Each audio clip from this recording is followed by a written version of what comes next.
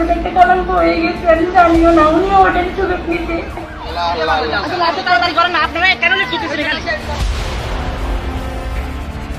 একটা না 10টা না, যদি 1000টা ছেলের সাথে আমি রিলেশন করি তবু আমি শিক্ষককে সম্মান করি।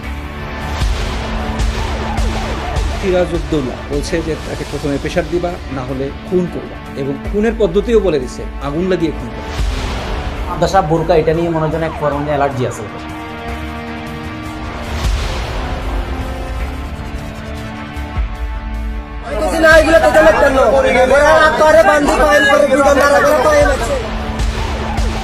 বুকের সাথে লটকিয়ে তার মাজা ভাঙাতে আরমানিয়া সম্পূর্ণ নির্দোষ। শরীরের পুরা জামা কাপড় খুলি ইলেকট্রিক শর্ট দিয়ে মিথ্যা স্বীকারোক্তি আদায় করে। আর মনোজ কুমারের বিচার চাই। এই যে মিথ্যা রিপোর্ট দাখিল করা হলো, আত্মহত্যাকে হত্যা হিসেবে সাজিয়ে দেওয়া হলো, সেজন্য মনোজ কুমারের বিরুদ্ধে আইনানুগ ব্যবস্থা গ্রহণ করা হলো।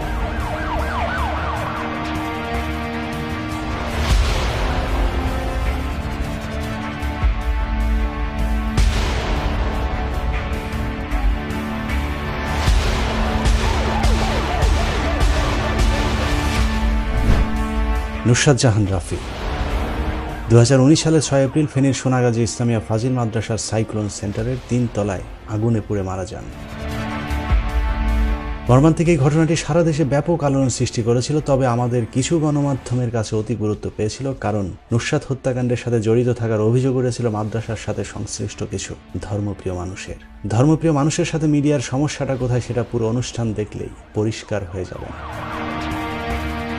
হত্যাকাণ্ডের মাসখানেক আগে রুমে ডেকে নুসরাতের গায়ে হাত দিয়েছিলেন মাদ্রাসার অধ্যক্ষ সিরাজউদ্দৌলা। ওই ঘটনায় প্রিন্সিপাল সিরাজউদ্দৌলার বিরুদ্ধে ইভটিজিং এর মামলা হলে সিরাজউদ্দৌলা গ্রেফতার হন। এরপর মামলা তুলে নিতে নুসরাতের উপর চাপ দিতে থাকেন একসময়ের জামাত নেতা সিরাজউদ্দৌলার অনুসারী শিবির ক্যাডাররা। শিবিরের চাপাচাপিতে কাজ না হলে প্রিন্সিপাল সিরাজউদ্দৌলা জেলখানায় বসেই নুসরাতকে আগুনে পুড়িয়ে মারার হুকুম দেন। যেই কথা সেই কাজ। নুসরাতের গায়ে কেরোসিন ঢেলে আগুন জ্বালিয়ে দেন সিরাজের অনুসারীরা। নুসরাত হাসপাতালে চিকিৎসাধীন অবস্থায় মারা যান। অন্য সব চাঞ্চল্যকর মামলার মতো এই মামলাটিও যথারীতি পিবিআইকে তদন্তের দায়িত্ব দেওয়া হয়। পিবিআই 9/6 করা তদন্তের কারণে 16 জন মানুষ ফাঁসির আদেশ নিয়ে কন্ডেম সেলে জীবনের শেষ দিনগুলো পার করছেন, কারণ পিবিআই তাদের বিরুদ্ধে অভিযোগ সন্দেহাতীতভাবে প্রমাণ করতে সামর্থ্য হয়েছে আদালতে।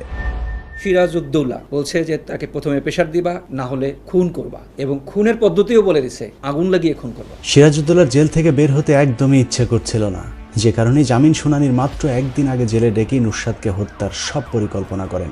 জেলে বসে তিনি নুসরাতকে আগুনে পুড়িয়ে মারার আদেশ দেন। 2019 সালের পর থেকে গত 3 বছর আমরা এরকম গল্পই শুনেছি। মাদ্রাসা ছাত্রী নুসরাত হত্যা মামলায় 16 আসামির সবাইকে মৃত্যুদণ্ড দিয়েছে আদালত। কিন্তু সত্য কখনো চাপা থাকে না, সত্য আসবেই মিথ্যাকে ধ্বংস করতে, তা আজ অথবা কাল। নুসরাত যখন নিচে নামে তার মস্তিষ্কে শুধু কাজ করেছে তার বাঁচতে হবে। নুসরাতের মামলাটিও সে এসপি বাবুল আক্তারের মামলার মতোই 2+2 6 মিলিয়ে দিয়েছে মনোজ কুমার মজুমদার। কিন্তু আমরা আজ 2-2 4 মেলাবো। প্রথমেই নুসরাতের পরিবারের কাছে ক্ষমা চেয়ে নিচ্ছি, কারণ অনুসন্ধানে এমন কিছু তথ্য বেরিয়ে এসেছে যা তাদের জন্য খুবই বিব্রতকর। কিন্তু 16 জন নিরপরাধ মানুষের জীবন বাঁচাতে নুসরাতের কিছু কুকৃত্য উন্মোচন করা ছাড়া আমার হাতে আর কোনো বিকল্প নেই। নুসরাত হত্যাকাণ্ড নিয়ে যতগুলো মিডিয়াতে খবর এসেছে সবখানি নুসরাতের বোরকা পরা একটি ছবি দেখা গেছে, তবে নুসরাতের আরেকটি জগৎ ছিল। নুসরাত যেহেতু মারা গিয়েছে সে কারণে আমাদের অনুসন্ধানে তার ব্যাপারে যা জানতে পেরেছি সবকিছু প্রকাশ করছে না। তবে ছোট করে বলে রাখি, নুসরাত ছিল কিছুটা উচ্ছৃঙ্খল, প্রতিশোধ পরায়ণ এবং বদমেজাজি স্বভাবের। আর তার সবচেয়ে বড় সমস্যা যেটা ছিল সেটা হচ্ছে চারিত্রিক সমস্যা। বিভিন্ন ছেলেদের সাথে সম্পর্কের বিষয়টি আমাদের অনুসন্ধানে প্রমাণ মিলেছে। যেহেতু তিনি মারা গিয়েছেন সেহেতু সবকটি সম্পর্কের বিষয়ে আমরা আলোচনায় আনতে চাই না, তবে ন্যায় বিচারের স্বার্থে শুধু প্রাসঙ্গিক অবৈধ সম্পর্কগুলোর প্রমাণ দেখাবো। আপনাদের নিশ্চয়ই মনে আছে নুসরাতের মৃত্যুর আগে তার করা ইভটিজিং এর মামলায় মাদ্রাসার অধ্যক্ষ সিরাজউদ্দৌলা যেদিন গ্রেপ্তার হন, তারপর ওই শিক্ষকের মুক্তির দাবিতে সোনাগাজীতে ব্যাপক বিক্ষোভ করেছিল এলাকাবাসী এবং মাদ্রাসার সাধারণ শিক্ষার্থীরা। কারণ অধ্যক্ষ সিরাজউদ্দৌলা এলাকায় সজ্জন ব্যক্তি হিসেবে সম্মানিত মানুষ ছিলেন। দীর্ঘ চাকরি জীবনে অধ্যক্ষের বিরুদ্ধে নারী ঘটিত একটি ছোট অভিযোগও নেই, বরং শিক্ষার্থীদের মাঝে অবৈধ প্রেম ভালোবাসার ব্যাপারে তিনি ছিলেন খুবই কঠোর। নুসরাতই প্রথম শিক্ষার্থী যিনি সিরাজউদ্দৌলার বিরুদ্ধে এ ধরনের অপমানজনক অভিযোগ করেছেন। ঘটনার শুরু 2018 সালে। নুসরাতের সাথে প্রেম ঘটিত একটি বিষয় এলাকায় ছড়িয়ে পড়লে মাদ্রাসার সম্মান রক্ষার্থে নুসরাতকে বহিষ্কার করেছিলেন অধ্যক্ষ। ছাদে গোপনে ছেলেদের সাথে কথা বলার অপরাধে নুসরাতের একটি ফোনও ভেঙেছিলেন সিরাজউদ্দৌলা। সেই ঘটনার পর পরিবারের অনুরোধে আবারও মাদ্রাসায় পড়ার সুযোগ পায় নুসরাত রাফি, কিন্তু তারপরে উচ্ছৃঙ্খল জীবনের শৃঙ্খলা ফিরিয়ে আনেনি নুসরাত। ঘটনার মাস 3 আগেও মিন্টু নামের তার একজন প্রেমিক সড়ক দুর্ঘটনায় মারা গেছেন। এরকম ডজনখানেক প্রেমিকের সন্ধান মিলেছে আমাদের অনুসন্ধানে। সোনাগাজী থানার ওসির রুমে দেয়া নুসরাতের সেই বক্তব্যের কথা নিশ্চয়ই আপনাদের মনে আছে, যেখানে নুসরাত তার একটি পাস্টের কথা বলেছিলেন। মৃত্যুর আগে নুসরাতের শেষ বক্তব্যে নুসরাত তার একাধিক সম্পর্কের কথা স্বীকার করেছিলেন। 1টা না 10টা না যদি 1000টা ছেলের সাথে আমি রিলেশন করি তবু আমি শিক্ষককে সম্মান করি। মূলত সেই ঘটনাটি সহ বিভিন্ন ছেলে ঘটিত বিষয়ে নুসরাতকে ডেকে নিয়ে শাসন করেন এবং স্থায়ী বহিষ্কারের হুমকি দেন অধ্যক্ষ সিরাজউদ্দৌলা। ওই দিন নুসরাতের 2 বান্ধবী নিশাত এবং নাসরিন সুলতানা ফুর্তিকেও ডেকেছিলেন অধ্যক্ষ, কারণ ইয়াসিন নামের মাদ্রাসার আরেক শিক্ষার্থীর সাথে তাদের দুজনের একই সাথে প্রেম চলছিল। বলে রাখা ভালো, ইয়াসিনকে অবশেষে নুসরাত মামলার আসামি করার ভয় দেখিয়ে ফুর্তির কাছ থেকে ভাগিয়ে নিশাত বিয়ে করেছেন। ইয়াসিনের বিরুদ্ধে তার আগেই পরীক্ষায় অংশ নেওয়া ছাড়া মাদ্রাসার কোনো ক্লাসে উপস্থিত থাকা নিষেধাজ্ঞা ছিল, কিন্তু তারপরেও গোপনে এই 3 জনের মেলামেশার বিষয়টি অধ্যক্ষের কানে এলে নিশাত ও ফুর্তিকেও বহিষ্কারের হুমকি দেন অধ্যক্ষ সিরাজউদ্দৌলা। এই 3 জন মিলেই সিরাজউদ্দৌলার বিরুদ্ধে ইভটিজিংয়ের নাটক সাজায়। মজার বিষয় হলো, অধ্যক্ষ সিরাজউদ্দৌলার বিরুদ্ধে করা ইভটিজিংয়ের মামলার বাদী নুসরাত আর সাক্ষী নিশাত এবং ফুর্তি। মাদ্রাসা এমনকি পুরো এলাকাতে এই 3 জনের ব্যাপারে সবার ধারণা খুবই খারাপ, যে কারণেই নুসরাতের মামলায় সকলের কাছে সম্মানিত শিক্ষক সিরাজউদ্দৌলা আটকের পর ক্ষোভে ফেটে পড়েন সাধারণ শিক্ষার্থীরা।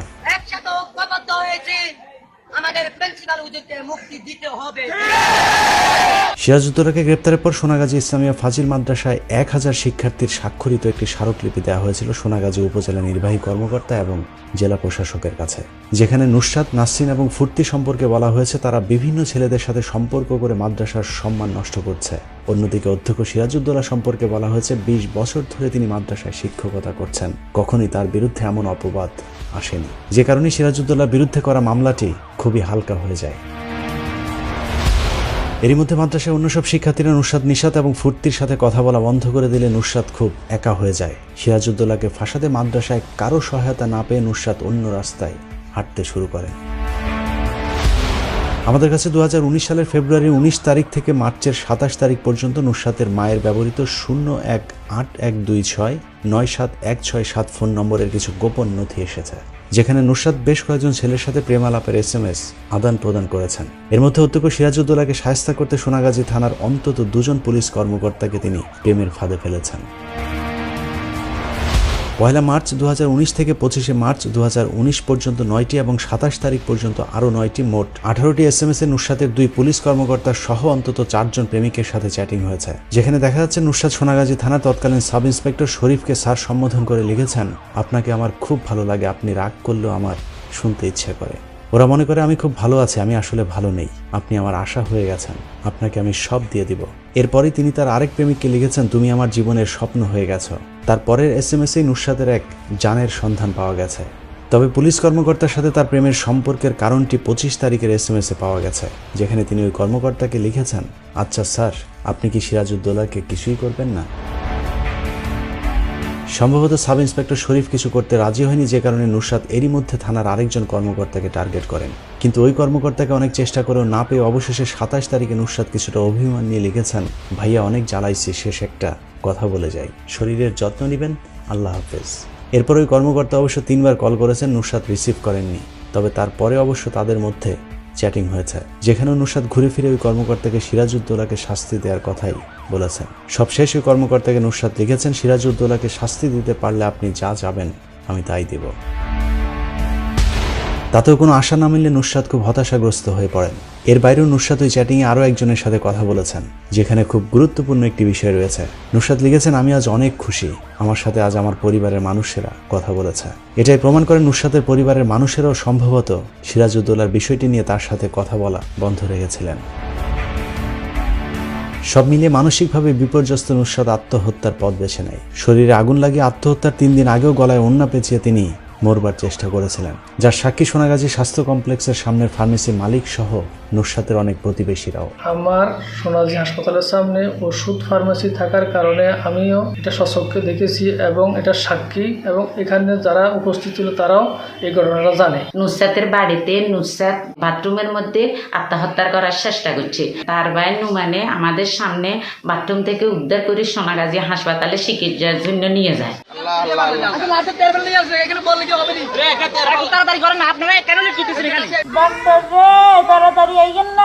হতে পারে অধ্যক্ষ সিরাজউদ্দৌলাকে বিপদে ফেলতে শরীরে অল্প একটু আগুন লাগানোর বিষয়টা হয়তো ইফটিজিং এর মামলায় জেতার কৌশল ছিল, কিন্তু এতে তার মৃত্যু হবে সেটা হয়তো নুসরাত বুঝে উঠতে পারেনি। আবার হতে পারে মরবার জন্যই হয়তো গায়ে আগুন দিয়েছিলেন। তবে নুসরাত অভিনয় করুক আর নিজের জেদের কারণে আত্মহত্যা করুক, এটি হত্যা নয়, তা পরিষ্কার। যে কারণে নুসরাতের ময়নাতদন্তের রিপোর্টেও বলা হয়েছে এটি হত্যা নয়, বরং আত্মহত্যা। পোস্টমর্টম রিপোর্ট, সেখানেও কোনো হত্যাকাণ্ডের বিষয় উল্লেখ নাই। ঘটনার দিন সেখানে দায়িত্বরত পুলিশের কনস্টেবলও জানিয়েছেন নুসরাত যখন শরীরে আগুন দিয়ে নিচে নামেন তখন সেখানে অন্য কাউকে দেখা যায়নি। সিঁড়ি বরাবর তার একটা দরজা ছিল, ওইখানটা লাফ দিয়ে সিঁড়ি দিয়ে উপরে উঠি ওই নুসরাত জাহান রাফিকে দেখি আগুন নিয়ে নিচে নামতেছে। আপনি যাওয়ার সাথে সাথে কোনো লোকজন দেখতে পান? আমি ওইখানে কোনো লোকজনকে দেখতে পাই। কিন্তু নুসরাতের আত্মহত্যার সেই ঘটনাকে হত্যা হিসেবে প্রতিষ্ঠিত করে পিবিআই প্রধান বনোজ কুমার যা করেছেন তা দক্ষিণের সিনেমাকেও হার মানায়। এই আত্মহত্যার ঘটনাকে হত্যা হিসেবে প্রতিষ্ঠিত করতে গিয়ে বনোজ বেশ কয়েকটি ধাপে এগিয়েছেন। প্রথম ধাপে বনোজ নিহত নুসরাতের মৃত্যুর আগে দেয়া বক্তব্যটি গোপন করেন। মৃত্যুর আগে নুসরাতের যে বক্তব্য পিবিআই রেকর্ড করেছিল সেই বক্তব্যের কথা পিবিআই মৃত্যুর 3 দিন পর্যন্ত স্বীকার করেননি। নুসরাত মারা যাবার পর পিবিআই যা বলেছে আমরা তাই বিশ্বাস করেছি, আর আমাদের গণমাধ্যমও তাই প্রচার করেছে। এভাবেই পিবিআই নুসরাতের বক্তব্য পাল্টে নিজেদের ইচ্ছা মতো গল্প সাজিয়েছে। মৃত্যুকালীন জবানবন্দির কথা তারা গোপন করেছে। 6 এপ্রিল তারিখে যে ডাইং ডিক্লারেশন হয়েছে সেই ডাইং ডিক্লারেশনের কথা 9 এপ্রিল তারিখে সরেজমিনে এসপি সাহেব যখন তদারকি করার জন্য গেছেন তখন তার কাছে সেটা তখনও এবং এসপি সাহেব তদন্তে লিখিতভাবে প্রতিবেদন দিয়েছেন যে নুসরাতকে কেউ ডেকে নিয়ে ছাদে যায় নাই। ঠিক এসপি বাবুল আক্তারের স্ত্রী মৃত্যু হত্যাকাণ্ডের মতো ঘটনাস্থলের আশপাশের সবগুলো সিসি ক্যামেরার ফুটেজ গায়েব করে দেয় পিবিআই। আমাদের সূত্র জানিয়েছে ইসলামিয়া ফাজিল মাদ্রাসার সামনে 3টি ক্যামেরা স্থাপন করা ছিল, যার একটি মাদ্রাসার প্রবেশপথে, দ্বিতীয়টি 0 পয়েন্ট এবং অন্যটি ভাই ভাই স্টোর অভিমুখী মেইন রোডের দিকে তাক করানো ছিল। সোনাগাজীর পৌরসভার 0 পয়েন্টে 3টি সিসি ক্যামেরা স্থাপন করা ছিল। এর মধ্যে একটি ক্যামেরা 0 পয়েন্ট থেকে ফাজিল মাদ্রাসার দিকে তাক করানো, অন্যটি মডেল থানার দিকে, আর আরেকটি ক্যামেরা সোনাগাজী ফেনী সড়কের সিএনজি স্ট্যান্ডের দিকে বসানো হয়েছিল। কলেজ রোডের মুখে 2টি ক্যামেরা ছিল, যার একটি বালিকা বিদ্যালয়ের দিকে, অপরটি কলেজ রোডের সামনের রাস্তার দিকে। এছাড়া বালিকা বিদ্যালয়, সোনাগাজী সরকারি কলেজ, তাকিয়া রোডের কাঁচা বাজারের প্রবেশপথ, সরকারি সাবের পাইলট উচ্চ বিদ্যালয়, পশ্চিম বাজারের সিঙ্গার শোরুমের সামনে ছাড়াও মাদ্রাসার আশপাশে অন্তত 100টি ক্যামেরা বসানো ছিল। এই সবগুলি ক্যামেরার নিয়ন্ত্রণ ছিল পৌরসভা আর থানা কর্তৃপক্ষের কাছে। ওই ক্যামেরাগুলোর ফুটেজ বিশ্লেষণ করলে এই মামলার সব প্রশ্নের উত্তর পাওয়া যেত, কিন্তু পিবিআই এসব ফুটেজের 1 সেকেন্ডও প্রকাশ করেনি। এমনকি আদালতেও তারা এই ফুটেজের কোনো অংশ জমা দেননি। পিবিআইয়ের বক্তব্য অনুযায়ী আসামিরা সব নুসরাতের হত্যার পর মাদ্রাসার প্রধান ফটক দিয়ে পালিয়েছে। তাহলে প্রশ্ন হচ্ছে, এতগুলো ক্যামেরার মাঝে একটি ফুটেজও আসামিদের একজনেরও ভিডিও চিত্র কেন নেই? ঘটনার পরপর মডেল থানার ওসি সবগুলো ক্যামেরার সিসিটিভি ফুটেজ জব্দ করেন, কিন্তু ঘটনার 3 দিন পর মামলাটি পিবিআইয়ের কাছে গেলে তারা অনেকটা জোর করে ওসি তদন্ত কামাল হোসেনের কাছ থেকে সিসি ক্যামেরার ফুটেজগুলো নিজেদের নিয়ন্ত্রণে নেন। ফুটেজগুলো পিবিআইয়ের কাছে যাবার পর সেই ফুটেজ আর কখনোই কেউ দেখেনি।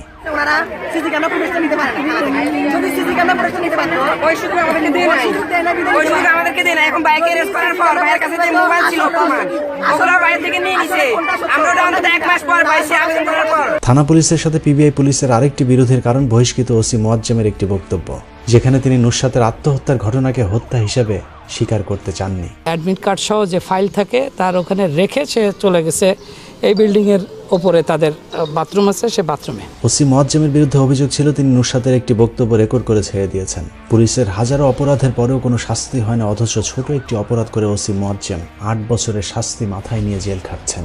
মোয়াজ্জেমের মূল অপরাধ ছিল তিনি নুসরাতের মৃত্যুকে আত্মহত্যা বলেছিলেন, যে কারণে ওসি মোয়াজ্জেমকে চাকরিচ্যুত করার পেছনেও কলকাঠি নেড়েছেন বনোজ কুমার মজুমদার। ফেনীর একটি সূত্র জানিয়েছে বনোজ কুমারের পরামর্শে ব্যারিস্টার সুমন ওসি মোয়াজ্জেমকে ফাঁসাতে সহায়তা করেছেন। সাবেক ওসি মোয়াজ্জেমের বিরুদ্ধে গ্রেপ্তারি পরোয়ানা জারি করেছেন। আমি ধন্যবাদ জানাচ্ছি পিবিআইকে। আমার জীবনে এত সুন্দর স্পষ্ট অল্প সময়ের মধ্যে এরকম রিপোর্ট আমি দেখিনি। ওসি মোয়াজ্জেমের ব্যাপারে ব্যাপক তৎপরতা দেখালেও সোশ্যাল মিডিয়াতে গরিবের ব্যারিস্টার খ্যাত সুমনের কাছে দাড়ি টুপির কারণে কথিত টিপকাণ্ডে চাকরি হারানো পুলিশ কনস্টেবল আইনি সহায়তা চাইতে গেলে ব্যারিস্টার সুমন তাদেরকে দূর দূর করে তাড়িয়ে দেন।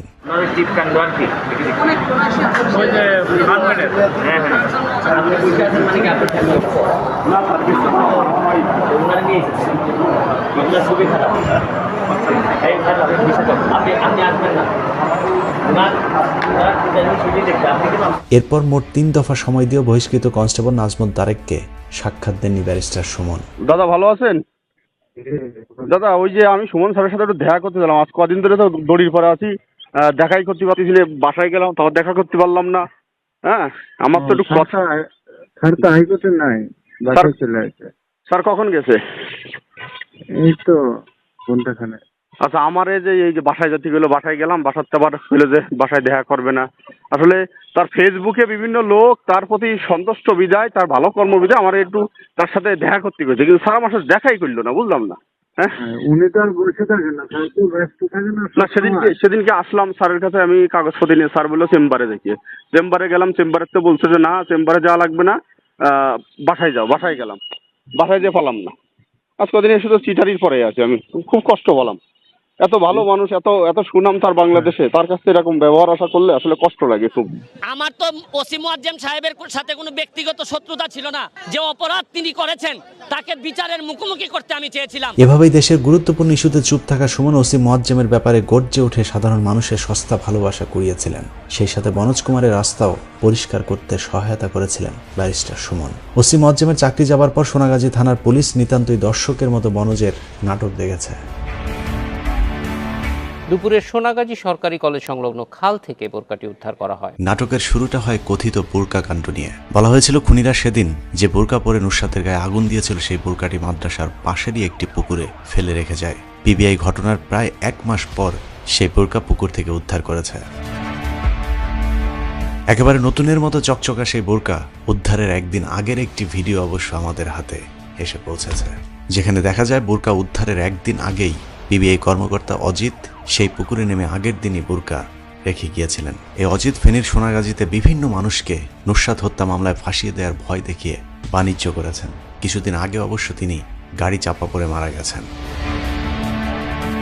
সেদিনের উদ্ধার করা সেই নতুনের মতো বোরকা দেখে সবাই বুঝে গিয়েছিল এটা পিবিআইয়ের নাটক, কিন্তু কেউ কোনো কথা বলতে পারেনি, কারণ যারাই পিবিআইয়ের নাটকে বাধা হয়ে হত্যাকে আত্মহত্যা বলার চেষ্টা করেছে তাদেরকে আসামি করে মুখ বন্ধ করে দিয়েছে পিবিআই। সবার আগে টার্গেট করা হয় সিরাজউদ্দৌলার পক্ষে আন্দোলনকারী শিক্ষার্থীদের। সেটার প্রমাণ দেখা যায় যারা প্রিন্সিপালের পক্ষে স্মারকলিপিতে স্বাক্ষর করেছিল তাদের মধ্যে প্রথম সারির সবাই এখন ফাঁসির আসামি। এদের মধ্যে সবচেয়ে প্রতিবাদী ছিল নুরুদ্দিন, যে কারণে সিরাজউদ্দৌলার পরেই তাকে মামলার 2 নম্বর আসামি করা হয়েছে। সকল সমাজদেরকে নিয়ে একসাথে ঐক্যবদ্ধ হয়েছে, আমাদের প্রিন্সিপাল হুজুরকে মুক্তি দিতে হবে। এ মামলায় 2 জন নিরপরাধ হাফেজকে আসামি করা হয়েছে। এর মধ্যে স্বাক্ষর করা প্রথম 3 জনের মাঝে একজন হাফেজ আব্দুল কাদের। নুসরাত হত্যা মামলার সবচেয়ে বড় ট্র্যাজেডি 7 মাসের শিশু সহ কামরুন নাহার মনির হাতে হাত করা। তার ফাঁসির আদেশের পর আদালত চত্বরে এক হৃদয় বিদারক দৃশ্যের অবতারণা হয়।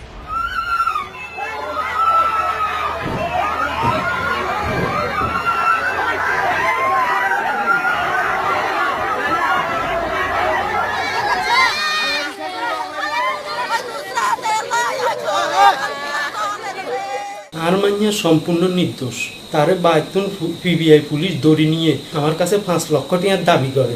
আর যাই গরিব মানুষ, আজ যদি পিবিআই রে 5 লাখ টাকা দিতাম আর নির্দোষ নিরপরাধ মাইয়া আর যার বুকে থাকতো। আমার স্ত্রী কামরুন নাহার মনিকে পিবিআই তার সে যে 5 মাসের অন্তঃসত্ত্বা ছিল এই জিনিসটা সম্পূর্ণ গোপন করে তাকে রিমান্ডে নিয়ে তাকে যৌন হেনস্থা করে এবং তার বাচ্চা মানে আমার যে বাচ্চা, আমার যে সন্তান যে রাথিকে মানে পেট ফুটো করে মানে ড্রিল মেশিন দিয়ে পেট ফুটো করে দিবে এমন ভয় দেখিয়ে তার কাছ থেকে জবানবন্দি আদায় করে। ফেনীর যে তদন্ত কর্মকর্তা শাহ আলম এর সাথে আরেকজন ছিল, ওনার নাম হচ্ছে কৌশিক দাস, ওনার হচ্ছে রতেক। আমি যখনই পিবি অফিসে যাইতাম উনি আমাকে একটা জিনিস বারবার করে বলতো যে মাদ্রাসায় কেন পড়াইছিস। ইন্সপেক্টর রতেক আমাকে মানে এভাবে পর্যন্ত বলছে যে তুই একটা হচ্ছে ভালো মেয়ে বিয়ে করতে পারলি না, এটাই আমার জীবনে সবচেয়ে বড় যেন কাল হয়ে দাঁড়াইছে। আমি কেন মাদ্রাসায় পড়াইলাম আর সে কেন মাদ্রাসায় পড়ছে, এই জন্য মনে যেন তাকে ডেকে এনে মনে যেন তাকে আসামি করা হয়েছে। মনির অপরাধ ছিল তিনি বিক্ষোভকারী শিক্ষার্থীদের মাঝে মেয়েদের নেতৃত্ব দিয়েছিলেন। এছাড়া স্মারকলিপিতে প্রথম স্বাক্ষর করা 5 জনের মধ্যে তিনি একজন।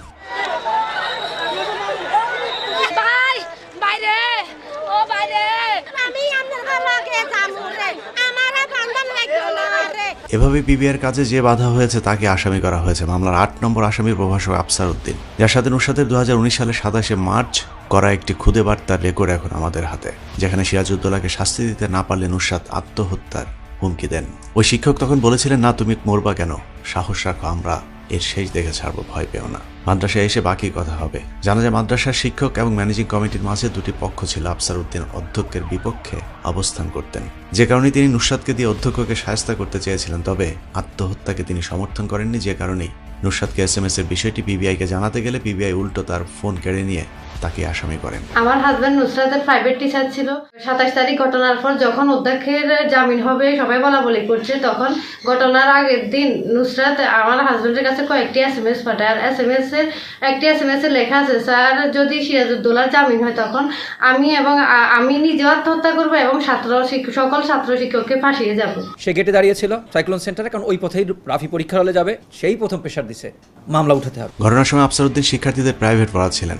অন্যদের মতো তিনিও হইচই শুনে প্রাইভেট পড়ানো বন্ধ করে বাইরে আসেন এবং শিক্ষার্থীরা তার প্রত্যক্ষ সাক্ষী।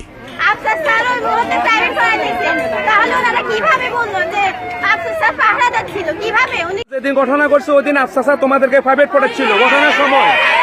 কিছুক্ষণ আগে হাসপাতালের সামনে যে ফার্মেসি মালিকের বক্তব্য শুনছিলেন, তার ছেলে জুবায়েরও এখন মামলার 5 নম্বর আসামি। তার অপরাধ, তিনি নুসরাতের ওন্না পেঁচিয়ে আত্মহত্যা চেষ্টার প্রত্যক্ষ সাক্ষী। নুসরাত গায়ে আগুন দেওয়ার 3 দিন আগেও আত্মহত্যা করতে চেয়েছিলেন। এটা জানলে সবাই হয়তো বুঝে যাবে আগের ধারাবাহিকতায় নুসরাত হয়তো নিজের শরীরে আগুন দিয়ে নিজে আত্মহত্যা করেছে, যে কারণে জুবায়েরকে গ্রেপ্তার করে আসামি করা হয় এবং জুবায়েরও এখন ফাঁসির অপেক্ষায় দিন গুনছে। আমার ছেলেকে পিবিআই এখান থেকে ধরে নিয়ে ফ্যানের হুকের সাথে লটকিয়ে তার মাজা ভাঙে দেয় এবং পায়ের মধ্যে ড্রিল মেশিন দিয়ে ছিদ্র করে দেয় এবং বিভিন্নভাবে বৈদ্যুতিক শক দিয়ে তার থেকে মিথ্যা শেয়ারটি আদায় করে। বাবুল আক্তারের কথিত কোপাই লিখেন তোকে কোপাইতে বলছে কেন ফোন রেকর্ডের মতো নুসরাত হত্যাকাণ্ডে মনোজ কুমার একটি ফোন রেকর্ড ছাড়িয়ে দিয়েছিল।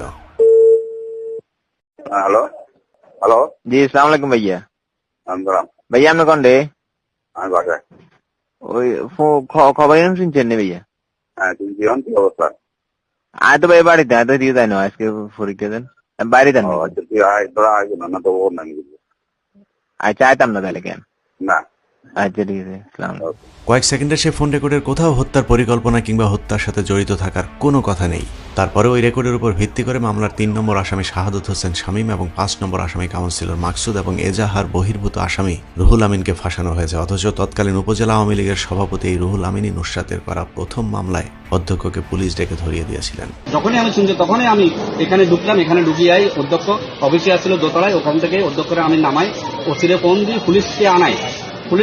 পুলিশকে অতি তাৎক্ষণিক আমার কাছে পুলিশ পাঠাইছে, আমি পুলিশের হাতে সুপর্দ করে দিয়েছি 27 তারিখে। এটা দিয়ে আমি ঢাকা চলে গেছি। এই মামলায় মনোজ কুমারের সবচেয়ে ভালো ব্যবসা হয়েছে উপজেলা আওয়ামী লীগের সভাপতি রুহুল আমিনকে আটকের পর। রুহুল আমিনকে ছেড়ে দেওয়ার আশ্বাস দিয়ে তার কাছ থেকে প্রায় 4 কোটি টাকা হাতিয়ে নিয়েছে পিবিআই।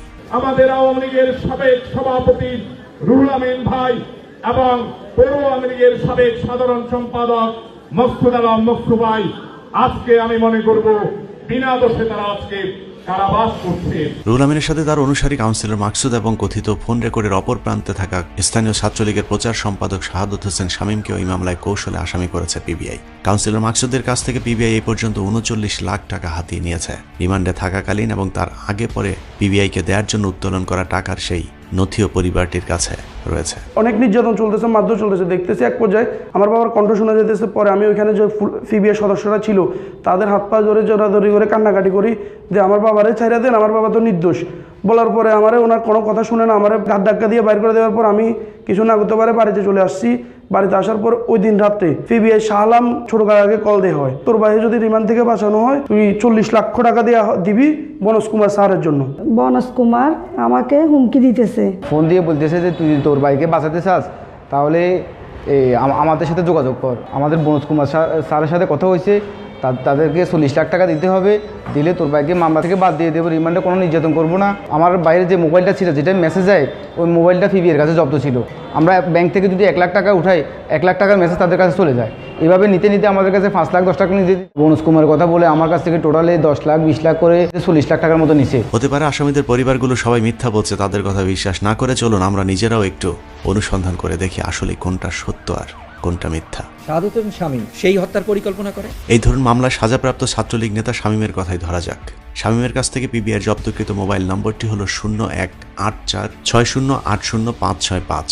পিবিআই মামলার অভিযোগপত্রে উল্লেখ করেছে শামীম অন্য আসামিদের নিয়ে 4 এপ্রিল 2019 তারিখ সন্ধ্যা থেকে রাত 12টা পর্যন্ত মাদ্রাসার হোস্টেলে বৈঠক করেন এবং সেখানেই নুসরাত হত্যার পরিকল্পনা চূড়ান্ত হয়। 6 এপ্রিল সকালে শামীম সহ অন্য আসামিরা মাদ্রাসার সাইক্লোন সেন্টারের ছাদে ভোর থেকে অবস্থান করছিলেন। সকাল 9:45টার দিকে নুসরাত পরীক্ষা দিতে মাদ্রাসায় গেলে তাকে ছাদে ডেকে নিয়ে হাত পা বেঁধে কেরোসিন দিয়ে আগুন লাগিয়ে আসামিরা পালিয়ে যায়। তার মানে ঘটনার দিন 6 তারিখ সকাল থেকে 10:30টা পর্যন্ত শামীম মাদ্রাসার ভেতরেই ছিলেন। শামীম তার জবানবন্দিতে বলেছে নুসরাতের মুখ সে চেপে ধরার কারণে তার মুখের অংশে কেরোসিন দেওয়া যায়নি। পিবিআইয়ের বক্তব্যের সাথে শামীমের 018460805565 নম্বরের লোকেশন যাচাই করতে গিয়ে আমাদের অনুসন্ধানে যা উঠে এসেছে তার সাথে পিবিআইয়ের বক্তব্যের কোনো মিল নেই। 2019 সালে 4 এপ্রিল বিকেল থেকে রাত 12টা পর্যন্ত শামীমের ফোনের অবস্থান ছিল ভুয়া বাজার ও মদিনা বাজার এলাকায়, যেখানে শামীমের নিজের বাড়ি।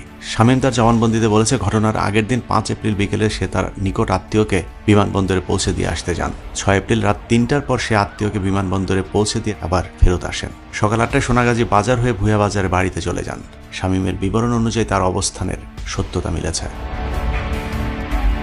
ঘটনার দিন 6 এপ্রিল ভোর 5:01:10 সময় শামীমের ব্যবহৃত 018460805565 মোবাইল নম্বর থেকে 018510406448 এই নম্বরের একজনের সাথে 16 সেকেন্ড কথা হয়, যখন শামীমের মোবাইলের অবস্থান ছিল আলমভিলা হাউস 1105 ওয়ার্ড 5 ধানসিঁড়ি আবাসিক এলাকা চান্দিনা কুমিল্লায়।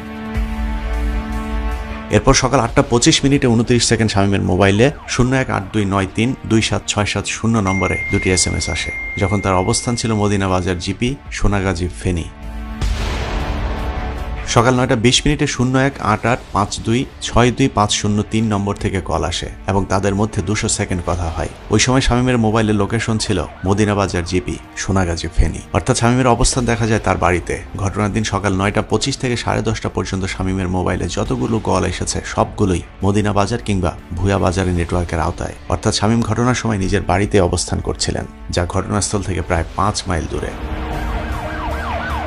আদালত যদি চায় শামীমের সাথে যাদের কথা হয়েছে ওই নাম্বারগুলোর মালিকদের সাথে কথা বললেই ঘটনার সত্যতা জানা যাবে। অথচ পিবিআই মামলার অভিযোগপত্রে উল্লেখ করেছে নুসরাত সকাল 9:45 পরীক্ষা দেওয়ার জন্য মাদ্রাসায় যায়। এর কিছুক্ষণ পর তাকে ছাদে ডেকে নিয়ে আগুন লাগিয়ে শামীম সহ অন্য আসামিরা পালিয়ে যায়, যা শামীমের অবস্থানের সাথে পুরোপুরি অসামঞ্জস্যপূর্ণ।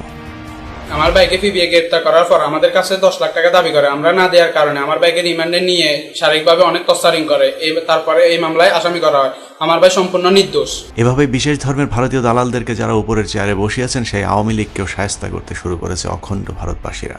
মামলায় নিরীহ মানুষকে ইচ্ছে মতো আসামি করবার পর বনজ আসামিদের জবানবন্দি নিয়ে শুরু করেন কারসাজি।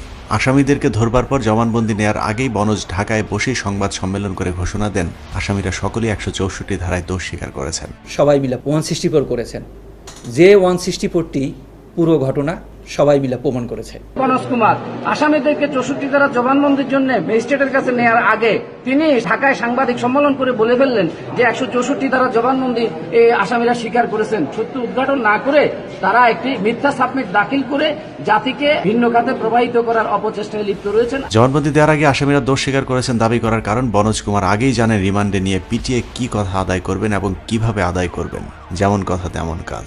বনজে সেখানে জবানবন্দি আদায় করতে আসামিদের কতটা অমানবিক নির্যাতন করা হয়েছে তার রোমহর্ষক বর্ণনা দিয়েছেন কারাগারে বন্দী আসামিরা।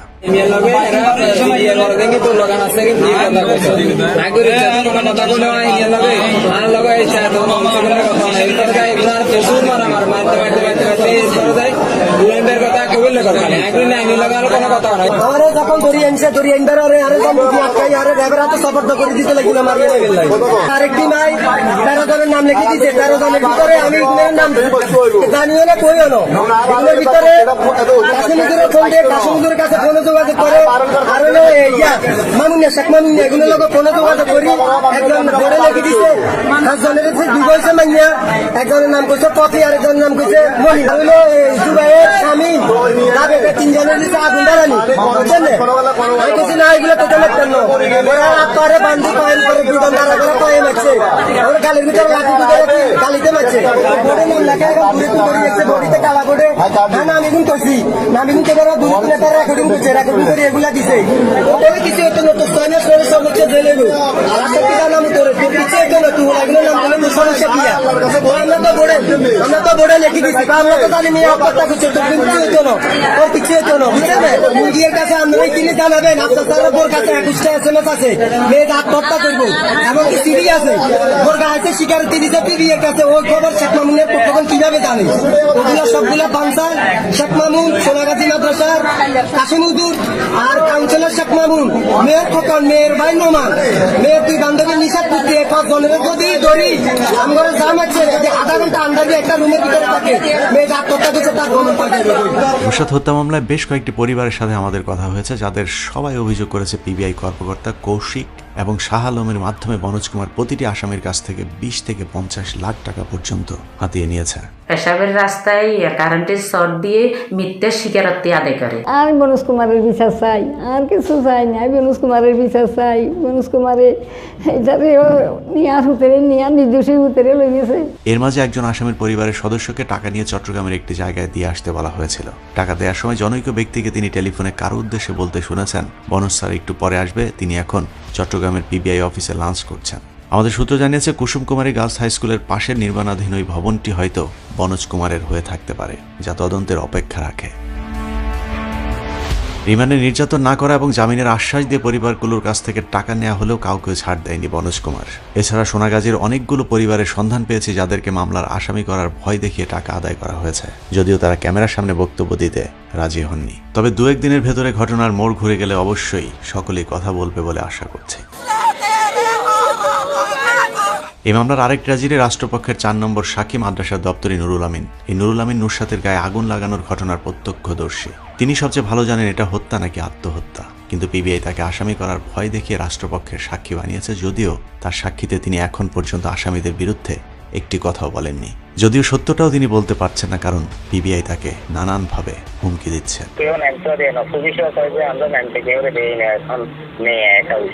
পুলিশ দেখুন ডিউটিতে আসিল থাকছেন, এগুলো তো কোনো লোক দেখি নেই আমরা।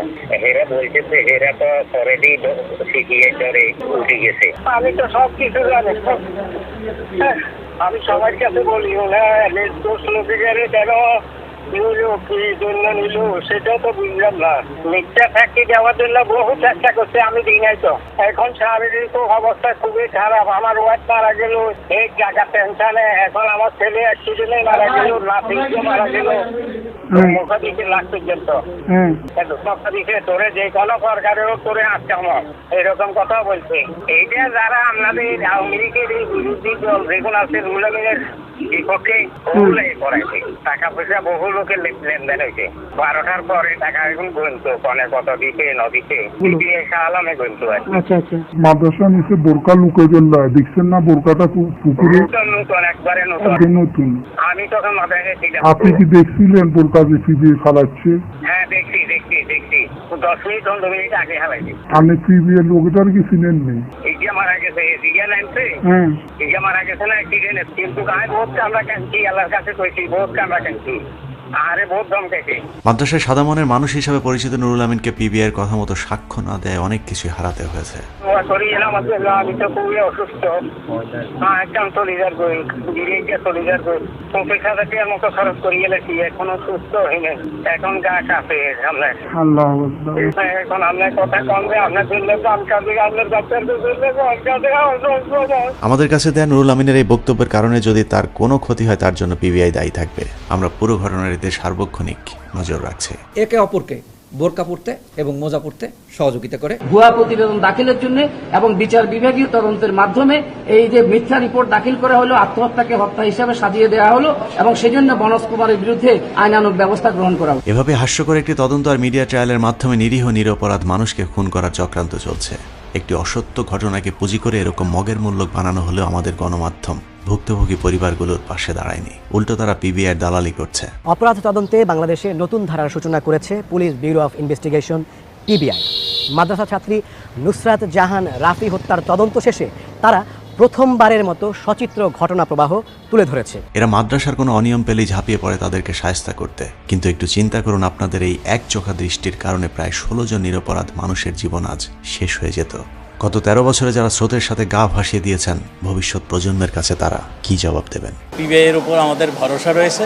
পিবিআই যতগুলো অনুসন্ধান করেছে সবগুলোই বাস্তবসম্মত এবং সবগুলোই অত্যন্ত সূক্ষ্মভাবে তারা অনুসন্ধান করেছে। আপনারা নিশ্চয়ই লক্ষ্য করেছেন স্বরাষ্ট্রমন্ত্রী ইদানিং বিভিন্ন অনুষ্ঠানে গিয়ে কোনো কারণ ছাড়াই পিবিআইয়ের পক্ষে ওকালতি করতে শুরু করেন। এর একটা কারণ আছে। স্বরাষ্ট্রমন্ত্রী সহ আওয়ামী লীগ, বিএনপি সহ রাজনীতিবিদদের অনেক নেতা আছেন যারা না চাইলেও ভারতের পক্ষে কথা বলতে হয়, কারণ ব্যাংকক, সিঙ্গাপুরের হোটেলে নারীবাজি আর মদপানের ভিডিও রয়ের কাছে জমা আছে। সে কারণে অবাক হই না, তবে অবাক হচ্ছে আদালতের বিচারকের কাণ্ড দেখে। যে বিচারকের রায় দিয়েছেন তিনি কোন প্রমাণের ভিত্তিতে 16 জন মানুষকে ফাঁসির আদেশ দিলেন? কত টাকা দিয়ে বিচারককে কেনা হয়েছে সেটা আমাদের প্রশ্ন। শুনেছি মনোজ কুমারের বিরুদ্ধে বাবুল আক্তারের করা মামলার আবেদন যিনি খারিজ করে দিয়েছেন, ওই বিচারকের বিরুদ্ধেও মামলার প্রস্তুতি চলছে। ফেনীতেও হয়তো মনোজ কুমারের বিরুদ্ধে এক বা একাধিক মামলা হতে পারে। সেখানে অন্তত আশা করছি বিচারক মানুষের ন্যায় বিচার পাবার ব্যবস্থা করবেন, কারণ বিচার পাবার অধিকার সবার আছে। একজন বিচারক কোনো তদন্ত ছাড়াই কারো মামলার আবেদন খারিজ করতে পারেন না, এটা সাংবিধানিক এবং আইন পরিপন্থী। সবশেষে একটা কথা বলবো, বাবুল আক্তার এবং আমার বিরুদ্ধে করা মনোজের মামলার পর লক্ষ্য করছি কিছু গণমাধ্যমে আমাকে প্রবাসী বলা হয়েছে, কোথাও ইউটিউবার হিসেবে পরিচয় খুঁজে দেওয়া হয়েছে। আমাকে যাদের সাংবাদিক বলতে লজ্জা লাগে তাদের উদ্দেশ্যে শুধু এতটুকুই বলবো, আমার সাংবাদিক হবার একদমই বালের ইচ্ছা নাই। কারণ এদেশে এখন পুলিশের মতো সাংবাদিক দেখলেও মানুষ গালি দেয়, ঘৃণা করে। তাদের সন্তানদের শরীরে দূষিত রক্ত। একজন ইউটিউবার হিসাবে আমি গর্বিত, কারণ আমার ইউটিউবে যখন আমি ভিডিও আপলোড করি তখন অনেক সাংবাদিকের জামা কাপড় নষ্ট হয়ে যায়। তাদের মনে সব সময় ভয় হয়, কি হয়। আল্লাহ হাফেজ।